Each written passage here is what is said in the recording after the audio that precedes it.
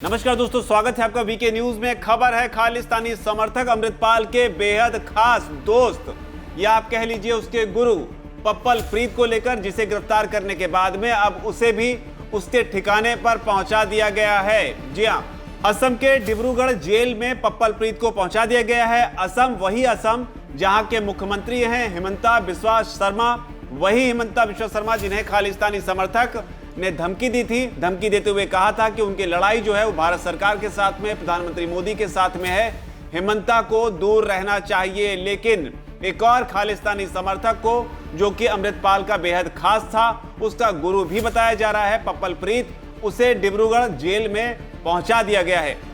इसके अलावा बड़ी बात आपको ये बताएंगे कि आखिर पप्पल प्रीत को पकड़ा कैसे गया, क्योंकि लगातार कई सारी खबरें इस मामले में निकलकर सामने आ रही थी। लेकिन अब पता चला है कि किस तरीके से पप्पल प्रीत को पकड़ने के लिए पुलिस ने जाल बिछाया और कहां पर पप्पल प्रीत से एक बहुत बड़ी गलती हुई, जिसका खामियाजा उसे इस तरीके से भुगतना पड़ा है। पूरी खबर आपको बताते हैं सिलसिलेवार तरीके से। दरअसल अमृतपाल के इस सहयोगी को जिस जेल में पहुंचाया गया है, इसी जेल में उसके कई दूसरे सहयोगी भी बंद हैं।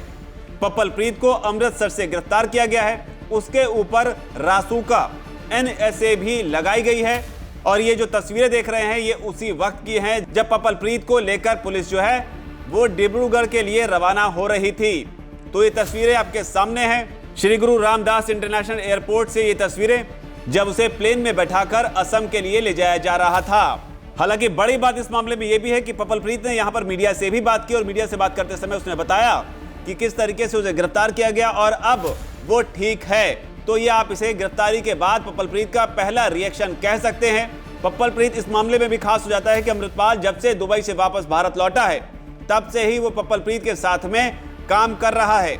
और 28 मार्च तक, यानी कि 18 मार्च को जो फरारी हुई थी अमृतपाल की, 18 मार्च से लेकर 28 मार्च तक बताया जा रहा है कि पप्पल प्रीत और अमृतपाल दोनों एक साथ रहे थे। और अब जिस डिब्रूगढ़ जेल में से पहुंचाया गया है, वहीं पर अमृतपाल का जो चाचा है और इसके अलावा जो कुल 8 लोग हैं वो यहीं पर बंद हैं। और अब पप्पल प्रीत इस पूरे गैंग का, जो कि डिब्रूगढ़ में कैद है, उसका नवा सदस्य है। हालांकि इस मामले में हाल ही में SGPC के वकीलों की एक टीम ने मुलाकात की थी इन तमाम लोगों से और ये ऐलान भी हुआ था कि ये केस जो है वो SGPC जो है वो लड़ेगी। लेकिन तस्वीरों के सामने आने से पहले 23 दिनों तक पप्पल प्रीत ने पुलिस को, पंजाब पुलिस को छका कर रखा। कहां रहा, किन हालातों में रहा और किस तरीके से वो एक कमरे में खुद को कैद कर रखता था, लेकिन जब रात होती थी तो वो खुली हवा में सांस लेने के लिए आया करता था। और किस तरीके से पुलिस को भनक लगी, वो पूरी बात भी बताते हैं आपको। दरअसल पप्पल प्रीत की गिरफ्तारी के बाद एक और बड़ा खुलासा हुआ है। सूत्रों के हवाले से जो खबर निकल कर आ रही है उसके मुताबिक पुलिस और काउंटर इंटेलिजेंस ने पप्पल प्रीत को उसके ही रिश्तेदार की निशानदेही पर अमृतसर बाटला बॉर्डर पर स्थित गांव कत्थू नंगल से पकड़ा।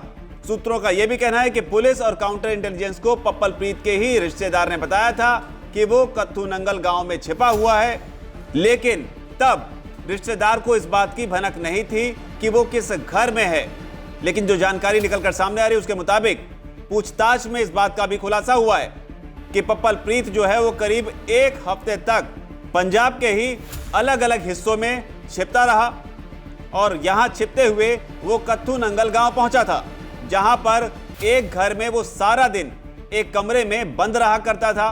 केवल रात के समय ही वो छत पर आकर टहला करता था। जिसके बाद इसकी भनक उसके एक रिश्तेदार को लगी तो उसने पुलिस को इनपुट दिए।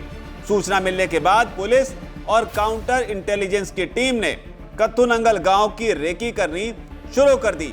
लेकिन जिस गलती की लगातार बात हो रही कि आखिर पप्पल प्रीत से चूक कहां हुई, तो आपको बता दें कि इस बीच पुलिस ने उसके एक पुराने मोबाइल नंबर को भी ट्रेस करना शुरू कर दिया था। इत्तेफाक से पप्पल प्रीत का ये नंबर केवल आधे घंटे के लिए एक्टिव पाया गया था। इसके बाद उसने अपना मोबाइल फोन दोबारा से बंद किया था। हालांकि पुलिस को उसके वॉइस सैंपल मिल गए थे और उसके मिलान होने के साथ ही जो एग्जैक्ट लोकेशन थी पप्पल प्रीत की, पुलिस ने उसका पता लगा लिया। जिसके बाद में पुलिस ने एक ज्वाइंट ऑपरेशन के जरिए पप्पल प्रीत को धर दबोचा। लेकिन बड़ी बात, जो बयान अब तक शायद पप्पल प्रीत की तरफ से निकलकर सामने नहीं आया था, वो भी गौर करने वाली बात है। पुलिस की पूछताछ में उसने बताया है कि वो भागते भागते थक चुका था और सरेंडर करने की योजना बना रहा था, लेकिन ये सरेंडर नहीं है, ये गौर करने वाली बात है, ये सरेंडर नहीं है बल्कि ये है गिरफ्तारी। जिसके बाद पप्पल प्रीत जो है अब पुलिस के शिकंजे में है। 5 राज्यों की जो पुलिस थी वो पप्पल प्रीत के पीछे थी, अमृतपाल के पीछे थी। लेकिन जो इसमें बड़ी बात थी ये थी वो जब पप्पल प्रीत अपनी लोकेशन से मूव कर जाता था उसके बाद ही पुलिस को इस बात की जानकारी लगती थी, जिस वजह से पप्पल प्रीत और अमृतपाल लगातार पुलिस के हाथ से फिसल रहे थे। लेकिन अब पप्पल प्रीत जो है वो डिब्रूगढ़ जेल में है।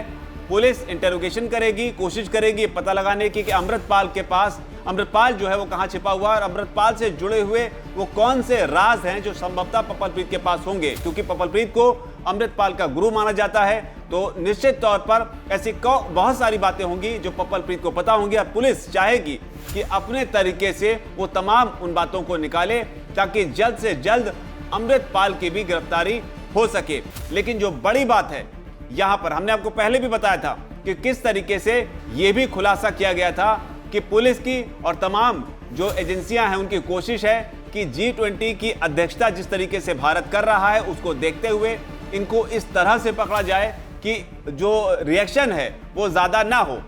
भागते भागते थक जाने की बात जो है तब भी हुई थी कि इनको इतना भगाया जाए ये खुद ही सरेंडर करने को मजबूर हो जाएं। तो पप्पल प्रीत का बयान आया कि वो भागते भागते थक गया था।